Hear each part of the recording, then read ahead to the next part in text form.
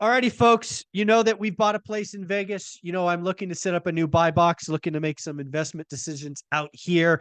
Been waiting for the Vegas crash because the Crash Bros told me when it's coming. Why don't we bring back a legend, Brian Lebo, who helped me buy this amazing home and is your agent to the stars. So, buddy, I'm looking forward to the data. Vegas has got to be crashing because what, 8% rates, 7% rates? Oh It's got to yeah. be over. Service-based economy, nothing happening here. So it's time to go shopping, right? Yeah, I mean Vegas is crashing and everyone's moving to San Francisco now, right? Yeah, Yeah. everybody's going to San Fran. I love California. It's my favorite state. Yeah, they're keeping us employed very well. Yeah, Gavin Newsom is the number one realtor for Vegas. Yeah. Absolutely. Oh yeah, yeah. If I could vote in California, I would reelect him over and over again because he's very good for our economy. Yeah, So, but it's so catch us up. We haven't talked about Vegas specific since we closed, which is 3 or 4 months ago. So, what's going on? Transactions, activity, price points. You have this great breakdown by price points.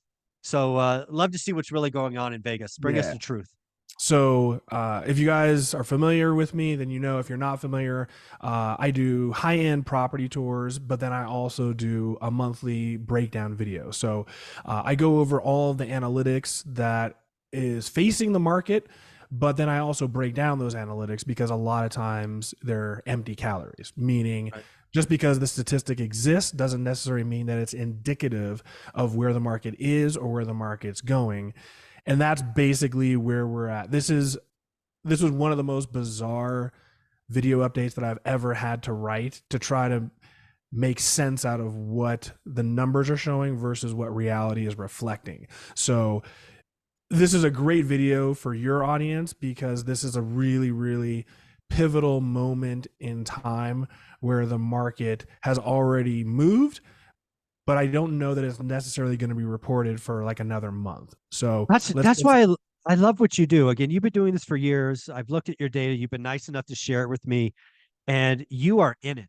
Your data, history, and experience. You're going to know stuff months before it's reported out to the average person. That's why you're on the channel. That's why you're going to see the crash come first, or what might not be a crash. So, what do you got, brother? So on my channel in December, I was telling everyone, I think it's the time to buy. It's the last chance to potentially get a deal. I But remember. I think going into this year, it's going to potentially get a little nutty. In October, November, December, I was telling everyone that I think rates will break below 6%. The moment that happens, that's the catalyst that's going to blow the doors wide open. Now, of course, a lot of people, called me ignorant and thought I was an idiot. You're a real estate agent, dude. You're biased. You're Yeah, biased. That's yeah, what no, that's I'm a what you are. greedy realtor. Yeah, Yeah, when I say buy, I'm a greedy realtor. When I say don't buy, then yeah, I'm you're an still a idiot. greedy realtor. Yeah, Yeah. exactly. So, but yeah, I've got a long track history of I'm not always right, but Yeah, more than you not. got your batting average. You're in the Hall of Fame for sure. So anyways, I digress. Getting back to where we are, like I said, there's a disconnect between what has happened and what's happening, and the news and the media typically reports what had happened. When I was saying interest rates were going to drop, everyone thought I was crazy. And then 2 weeks ago, Fannie Mae, I think it was January 18th, came out and said, we think rates are going to break below 6%. So They did by the end of the year. Yeah. yeah, so I got some validation. Again, I never said this is exactly going to happen at this moment in time versus that moment. I'm not a Powell. So here's what's so weird. Okay, so when we look at this month's numbers, remember that the closings, the median price, that's reflective of homes that went into escrow 30 to 45 days ago. So we're reporting on old news, right? Yeah, we're reporting December Yeah. pendings or yeah, escrows Yeah. closing. So like figure like, what closed in January was mid-November and December escrows. That's Mhm. basically what we're talking Yeah. about. And of course, that's the Okay. slowest time of the year going into January. So suffice to say, here is where the dichotomy begins. So Oh from a no. sales stand, yeah, this is again, I feel the setup. I feel the setup. it's a big setup, man. I It's know a it's big coming. setup. It's a big setup because again, you can report this one of two ways. It just depends on what narrative you want to spin. Hmm. So Okay. from a sales perspective, we sold 1,263 homes. That means nothing to your audience unless you have, Without history. you need Yep. context, right? Mm-hmm. So that technically was an 11% increase over January of 2020, 2022. Yeah, 2023, sorry. Yeah. But here's the thing, 2023 sucked. No, Sales that's were yeah. That was we were December, January, December 22, January 23, February 23. That was the little window where real estate just shut down. yeah. That little And 3-month window. Yep. January of 23 was the worst singular month in over a decade. Yeah. So Over a decade. yeah. So we were up 11%. That's good, but not when you're comparing it to the worst month, Yeah. like basically in history. Like I said in the video, it's like Trump bragging that he's 3 years younger than Biden. Like, That's technically it's true. It's technically true, but is it really something to really brag about? Like, not so much. Yeah. He's So 5% younger. He could do it in percentages. He's 5% younger than right, Biden. right. So on one hand, you could say sales are up, but realistically, the way I would look at it is really sales are still about 50% off of what we normally do. So 50%. That's 50%. amazing. Yeah. In 22, we did, I'm looking right now, 2,400 sales in January, and we did 1,263. So what did you do in just, 19? Because I know you have the data. yeah, I got it right here. So 19 was actually down. That was a rough one, 1,680. But I mean, even in a really bad January, that's still substantially more than what we just did. Yeah. Okay. Right. All right. But I mean, 2020 before the pandemic was 2,100. There you go. 2,100 in 2018. So we're usually over 2,000. Either way you cut it, this is not anything to brag about from a sales perspective. Yeah. So again, Now, if you were to say up 11% year on year, you'd be technically correct, but the context would still be out of focus. I gotcha. Exactly. So, for your audience, just like anything nowadays, you have to consider the source of the media and what is the general narrative. And is this reflective objectively, or is this simply reinforcing a narrative that the article is trying to project? Very, very important to discern the difference between the two. Now, when we look at the median price, this is, I really don't have an explanation for this one. Again, we're talking median, we're not talking mean or average. So it is what it is. But pretty much every month last year, we saw major increases. We ended the year up 6.6%, which is incredible considering we had a year where sales were down like 60%. That makes no sense whatsoever. How are sales? It does make sense to a guy like me who called the transaction crash and said prices were going up, but that's okay. I got that right. Yeah. So here's the weird thing. So last month, the median price actually plummeted over $7,000, which, wow. Again, okay. I can't really explain such a large drop. Well, let's play with that a little bit, because I have a thesis, but you're in the data. Yeah, so I mean, from a data standpoint, it still puts us up 4.8% over the median price last January. Year. But tell me your theory. So I think what's happening right now in most of the country, and I don't know if it's Vegas or not, this is why you're going to tell me, is what we have seen with the rates coming down a point and a half for some, is it unlocked the first-time home buyer a little bit, which would be price points below the median. We also have seen builders build smaller homes, right? So now you're probably selling more condos and things of that nature. So what really happened is we unlocked the lower end, but the high end was still kind of frozen, right? Let's be clear. The high end in Vegas is 2 million and above, in my opinion, right? Certainly $1.5 million and above in your numbers. And it's really going to be funny, because I think that market unlocked in January, which of course won't be reported for another month. Because again, it's the stock market, right? It's the it's the wealth effect. So I'm going to have just a wild ass guess that your January sales for or what will be February sales to January contracts, February sales will be disproportionately higher. So you may see this ping pong. That's just my wild economic guess. Love you, man. You definitely are in tune with what's going on. So, all right. So basically what we just discussed was the past, right? Mm-hmm. This is what happened in November, December, and it puts us in a position in January where sales are still miserable and the median price is down 7,000. So Yep.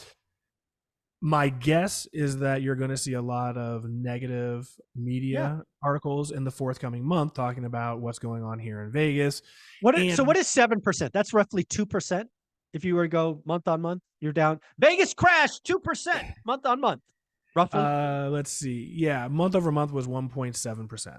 Yeah. So if you round, you can round to 2%. Okay. Yeah. So, like I said, we just discussed the past. The reality is this: since literally the turning page of the year, I don't know what happened, but the phone blew up. It was like everyone finally dialed into the fact that they're seeing articles about interest rates, yada, yada, yada. I mean, going into the beginning of the year, it was just nothing but positivity Yep. in various ways, right? My phone blew up in every price range. So so I'm out there, doing what I do. And here's the difference is instead of reporting the numbers, I have the luxury of reporting what's actually happening in real Actuals, like time on the real ground. time. Yeah. Yeah. And that's going to be delayed at least by 30 days by the media. Exactly. So, I had a couple clients. One was, a follower of yours, a disciple, and he's like, yeah, let's get some deals. So passed on a couple deals in December, and all of a sudden we got into January and just mayhem took over. So let's just say I wrote about 10 offers last month. I walked away from 10 offers because there was multiple offers on the table and my clients didn't want to capitulate. Out of the 10 offers that I wrote, only one property didn't have multiple offers, and that part of it is we snuck in there real quick. Every single offer I wrote except for one had multiple offers. This is what I'm screaming. This is, dude.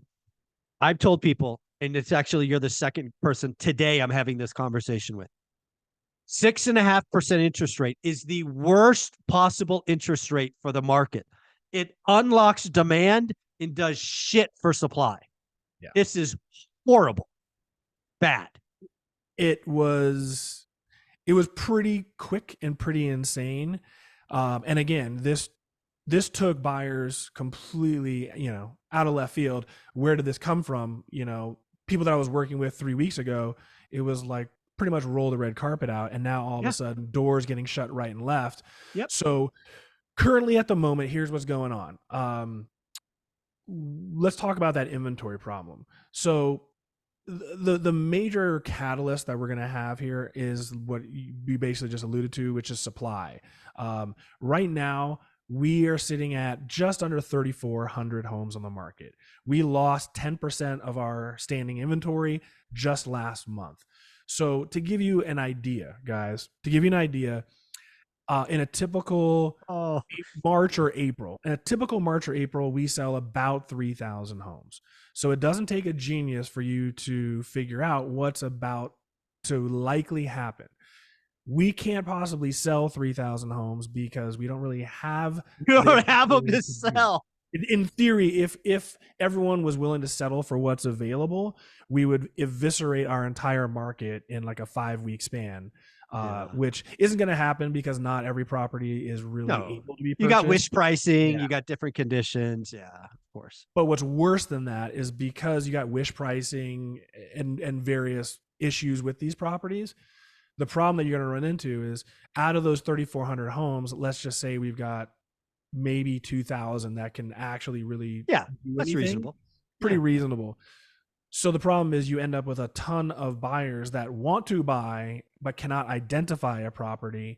And then when you do identify a property, you get your ass whacked because there's 5 offers. And for a lot of these buyers entering the market, they're not conditioned yet to understand that, like, look, I don't give a crap what you just read. This is not what's going on. So multiple clients of mine, I had this conversation. I'm telling them, look, it's a rhetorical offer. You better come in at list price. Otherwise, you don't even have a shot in the world. And then after a couple times, they're like, wow, like I really, not that I didn't believe you, but I just didn't believe that this could have turned so quickly. So then now you have all these buyers that after getting rejected 2, 3, 4, 5 times, now they're like, all right, what the hell do we have to do to just lock it up? So it's going to be a really weird month where you're going to have buyers entering the market, reading the news, going, oh, prices are down. I can get a deal. they're going to have to acclimate quickly if they want to succeed.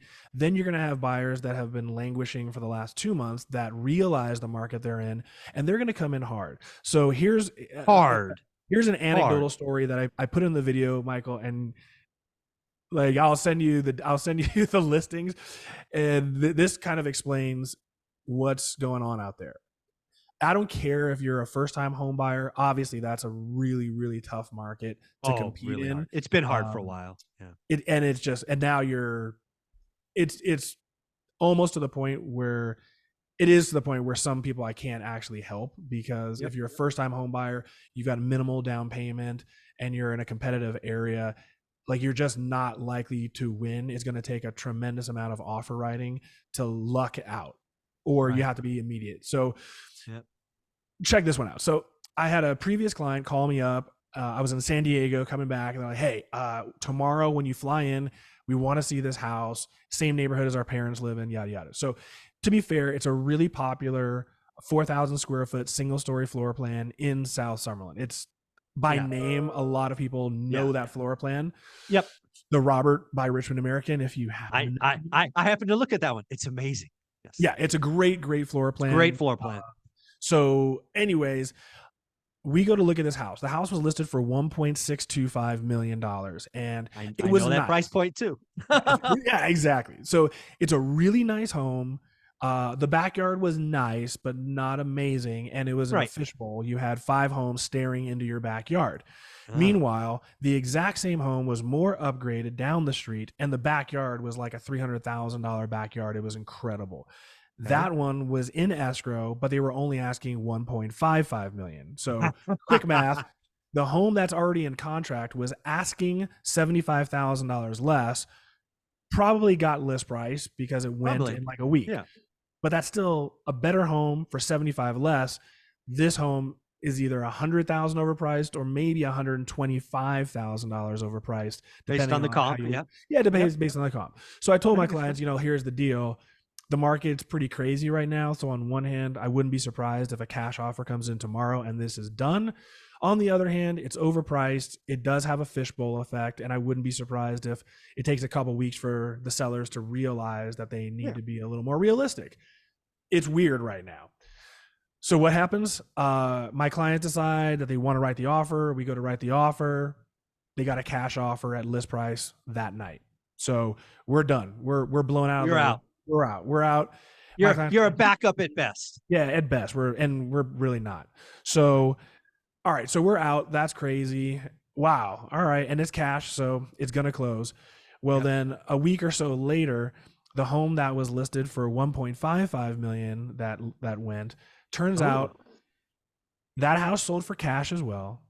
It sold for 1.77 million. That house sold $220,000 Over. over list price with multiple offers and multiple cash offers. Ah. Well, there So you go. now It makes sense. The comp makes sense. 1.625 actually now is actually a bargain deal. when that one sold for 177. So this just kind of, that's an extreme anecdotal story, but I'm telling you, all over the place. It's list price, over list price, give you a free lease back. The market is literally on fire and crazy. Well, so again, let me ask you this question. So I just talked to Beth Traverso, who's a top 1% agent in the country. She's in King County. King County's median price is $1 million. That's where she plays, up in Seattle. Okay. She just told me that she is seeing the same behavior, no lie, is Q1 of 21. Waiving inspections, list price, 15% over. And here's the worst. This is worse. Folks, do not do this. She is seeing routinely 50 to 100 grand in EMD released on acceptance. That is bananas. Ultimately, you got to do what you got to do to succeed. When I've purchased properties in the past, I offer to release my earnest money just because it's a way to get what you need without it actually costing you more money. If you know what you're doing. If you know what you're doing, if you know that you're qualified, it's easier on a cash deal when you're already liquid and the funds are available. It's easy if you're an exceptionally accredited buyer, where it's a no-brainer. I've got a senior VP for Oracle right now that I'm working with, and the guy's like, it's Let me guess. Leaving the Bay Area, coming to Vegas. Leaving the Bay Area, coming to Vegas. Great, Shocking. great guy. And I mean, he could pay cash a million times over. So it's a tax purpose reason for taking a mortgage. It's a no brainer. Yep. So yeah, you want to release Yep. the earnest money? We'll give you the earnest money. Let's keep the price reasonable, and we're offering you effectively an insurance policy. But let me ask you this question. Yeah. In your market, it really never got to that point. It did in Releasing Seattle, right? earnest money? Yeah. Oh Like yeah. as a standard behavior. I wouldn't necessarily say standard. Part of it is a lot But of it agents. happens. Yeah. It was happening tremendously for me personally when I am selling a property and I have multiple offers and I'm in a position of strength. I always demand that the earnest money is fully released upon expiration of due diligence if it's cash, or the appraisal contingency, which I make 14 days. Right. Basically, the reason I do it, I think it's a great idea as a seller, as a protection. Sure. Is this again, it only works when you're in a position of strength, because what ends up happening is you end up scaring away a lot of buyers. Sometimes they're very qualified buyers. When I feel that I'm in that position of strength, I like it as a filter, because it basically filters the weak and the weepy out of the equation. If you're, and you only need one, you just want one. I just need one. And again, if you're like on the fence, you don't know, you're out. If you're the kind of person that's going to try to hit me up for repairs and try to renegotiate, you're out. I want to work with someone who's ready, willing, and able and committed to just getting this done. So in my experience, I've never lost a deal when the earnest money was released. And then there's 400 level negotiating, where on the back end of the equation, it takes away any ability to negotiate. So there's multiple reasons why, as a seller, you want to push for it. It's just a question of, are you able to use that amount of here's the leverage? big question. I would argue that kind of Q1, Q2 of 2021 was the craziest real estate market I've seen for activity. Not a lot of inventory, lots of willing and able buyers, crazy low interest rates. I'm curious. Do you think there's a chance that Las Vegas could get back to close to that nuttiness, given what you see today in the data? I think that's really easy to accomplish. Will it happen? I mean, I could see it potentially just being rational. The problem that you have here is, right, like dealing with 2021 post-pandemic, that was just a global event that disrupted every industry top to bottom. Again, the likelihood of that happening again, hopefully, is nil. Just like the Great Recession, hopefully that's nil. The difference here is you can see, like, what happened after the pandemic. I don't know. I mean, I was wrong. I thought everything was going to crash, and I was wrong. But I think 99.9%, I don't know anyone who in the pandemic was like, oh man, everything's going to be great. Everything's going to be great. I don't remember anyone saying real estate's going to go on fire as soon as we take our masks off. But here, look at the roadmap, and we'll get into the housing saturation by price range, because that's, like I said, what narrative do you want to run with? Do you want to run with the narrative of the past, which is the numbers that come out today, or do you want to run with the narrative of the present and where we're going? That's totally subjective. I want to know where we're going, but yeah, Right. This is why your data is so important. And I love that you do it every month. It's awesome. So first we can talk about, for the supply side, like we just did. We've got no inventory, and the problem is, I had some people commenting, well, yeah, but all these people, if rates go down, all these people are going to sell. And I'm like, okay, but here's the disconnect that you're missing, right? Is Las Vegas is unique to many cities in this country because we are the number one looked up, at least, destination to move to currently. No doubt. Yes. So when you look at the ingress, people moving into the city versus egress, leaving the city, it's like damn near like a 2-to-1 ratio. Oh, so at least about it, at least 2-to-1. Yeah. So if you motivate me to sell my house finally, okay, but I got to live somewhere. So unless I plan on moving to Texas, unless I plan on renting, basically I'm going to go absorb another housing unit. So I sell. And there's also one other piece that is unlike any other time in my 20 or 30 years. There's going to be a lot of people that never thought about being a landlord, but because they have a 2% mortgage rates and rents are through the roof, it's a great financial move. So Right. even for the folks that will move, they got a bigger job, they got this, they got that. There's going to be a lot of folks that used to be that qualified seller and sell to move. They're going to be like, screw that. I got a mortgage that's an asset. I'm keeping it. Right. Right. And that's, I mean, anyone with that mortgage looking at current mortgages, it makes your head spin. So the problem again that you run into is if I sell my home, I'm going to buy a home. It's a net zero game. We didn't Right. accomplish a damn Exactly. thing. But the problem is for every one of me, you've got someone moving here. So if I sell my home and buy a home, it's net zero. They move here, we're down one unit. So there's not a lot of people that are selling Las Vegas and moving to someplace cheaper. So the problem is, how are you ever going to create more housing units? Yeah. We're building new homes, but we're also building expensive homes, and we're Yeah. nowhere near where we were building in like the mid 2000s. So if you think that things are going to deviate from its course because we're going to add inventory, I think you're sorely mistaken. The other aspect, I don't know if you read the article, I think it was in CNN Business. I put it in my newsletter about boomers. This Oh, was, yeah.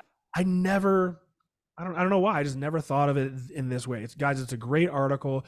I'll give it to you, Michael. You can post it on this. I would highly recommend everyone read this article. It's a great perspective on boomers refusing to leave their homes. Yeah. Typically, the argument is boomers aren't leaving because they don't want to give up their 3% mortgage, et cetera, et cetera. This delves into other factors that you don't really consider. Like, yes, if they have a mortgage and they're going to downsize, right now, downsizing into a smaller home damn near creates the exact same payment. Doesn't really Yeah, make exactly. sense to Why? downsize. It doesn't make sense.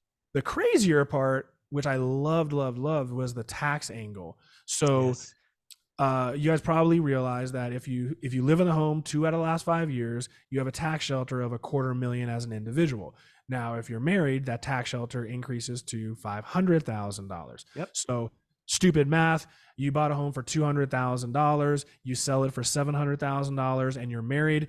You sell the home. You walk away with $500,000 free and clear. You're good to go. No do it. IRS. Yep.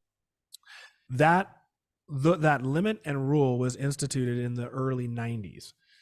Guys, early 90s. We're talking 30 years ago.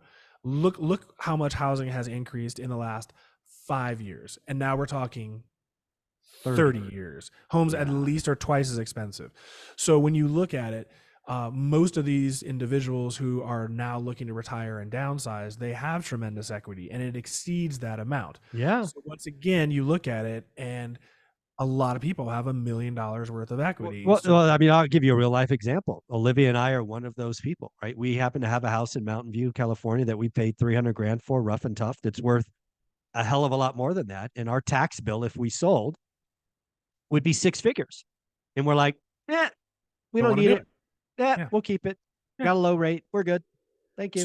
So that raises a question. If you want to motivate boomers to sell their homes, maybe we need new tax legislation that shelters that. Again, let's adjust. Whatever the median home value was nationally in 1993, maybe we need to look at. Yeah, I might want to adjust. Maybe adjust it by the same ratio. So maybe it goes $500,000 and $1 million.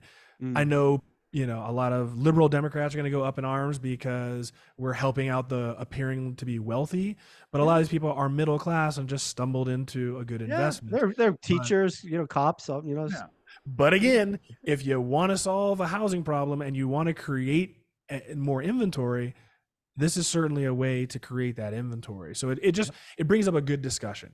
But now, we've already discussed what happened in Vegas. Now let's talk about where we're at and where we're going. So we've already established that the housing inventory itself is depleted. And we've already established that it's very difficult to create inventory out of thin air if we don't motivate people to sell their home. What Michael was referring to earlier is I came up with a metric during the pandemic because I wanted to see how different price ranges were performing as far as demand and just the overall, like how do you equate the demand that's out there right now, not just necessarily in sales and in price ranges. So I have housing absorption by price range. So the higher the percentage, the more competitive the market is. So let's take a look right now at the bulk of the Las Vegas market, which are homes priced between 250 to 500,000. We already established the median's 440. The vast majority of our market kind of falls into this price range. Last month, this same time last month, we had 37% absorption. So a little over 1 out of 3 homes that Yeah. you would look up on Zillow are under contract. In Okay. 1 month, we went up 9%. So right now it's at Oh, 46% in a month. in 1 month. Wow. So now about half the homes that you see on Zillow are already under contract. Oh, That's that's not to be understated. That's a dramatic jump. Now, look at this. When you go from 750,000 to 1 million, this refutes what you were talking about earlier, Michael, with the higher propensity for first-time buyers. Well, that was true, but now all of a sudden you're seeing other people go, hey, it's time to jump in. Exactly. This is, okay, go ahead. Tell me the number. 750 to 1 million went from 24% last month to 33%. The same 9%. This is exactly what I talked about. The market's up. The wealthy are feeling better. They feel it's time. So now let's talk a little wealthier. A little wealthier. 1 million to 1.5. 1 million to 1.5. All right. This is where I was shopping. This is Olivia and I. So this was 20% last month. So 1 out of 5 homes. It went from 20 to 32%. 12% in 1 month. 1 month. Overall, the entire market, when you compress every price range into one category, in 1 month, it went from 32% to 40%. So this is a sign of what's to come. So guys, your median price is going to rip in February. This is foreshadowing right here. So at this moment in time, almost half the homes on the market that you're looking at are already vaporized. No point. This is showing you where we're going. This shows the demand and the competitiveness of the market at this moment right now in time. The higher and more competitive this market becomes, the more you're going to see multiple offers over list price offers. So again, I don't give a rat's ass what happened in November, December. January 1st, everything just accelerated into a crazy direction. And we're talking January is not the greatest month, right? No, it's not. So if we're seeing this kind of activity in January, you have to ask what the hell happens in March, in April. Well, I'm really glad I bought last year. That's all I got to tell you. And what do you think, like with you buying a new home and getting incentives? Do you think builders are going to be teasing rates and providing incentives? Because we're going to vaporize our inventory, and a lot of buyers are going to have no option other than to just go get a new home because they've been rejected multiple times. I've seen this cycle over and over again. That's going to put pressure on new homes, which means new home builders no longer need to incentivize in order to create sales. So again, this is my worst case scenario. So we have no inventory. We have a very heightened demand, which is proven in housing saturation by price range. Yeah. And then that the higher end is picking up, which is what I feared would happen. And it's just, people are going to be mesmerized that the median price pops. Because again, what we saw for the last 6 months is mainly the first time home buyers were getting re-energized, getting a little bit of activity going. But now, folks, the luxury side is woken up. Right. And I'm telling you, luxury is on fire. Again, like I said, I've got multiple clients that are moving from San Francisco Bay, and we're talking high net worth individuals. And again, across the board in price ranges is very competitive. So, and the part that a lot of people are missing is over the last 2 years, we disenfranchised a lot of buyers. In 2022, we had buyers that didn't want to buy because the values were free falling. So who the hell wants to buy in a market that's continuously going down? Now in 2023, we stabilized, and then we actually started increasing in values. But the problem was, as we were increasing in values, we also had increasing mortgage rates. So again, buyers double are like, whammy. I hate to lose out on these price appreciation, but I'm not buying at 8% interest rate. So for 2 years, we've had a tremendous amount of buyers that are just sitting and waiting. And that's why that little window opened in December, November and December, and they jumped in. But if you didn't get a yes answer, the window's closed. Right. So guys, this is why I tried telling you in October, November, Did we December, tried? We tried. there was this window in time where, especially, I say my exact words, if you can suck up the current payment, you're better to jump in now and lock in a price, Yeah. knowing that in 2 years you're probably going to be refinancing anyways. It's a one-way bet. Yep. Yep. Yeah, you wait for a better interest rate, and now you're paying over list. You have appreciation, so it's that's why I said right now is a very peculiar time, because the data It's is screaming. very deceptive. Well, it's very deceptive because the media is never going to publish they don't go my there. housing absorption by price range. The media reports on what happened. They don't make predictions on what's likely to occur.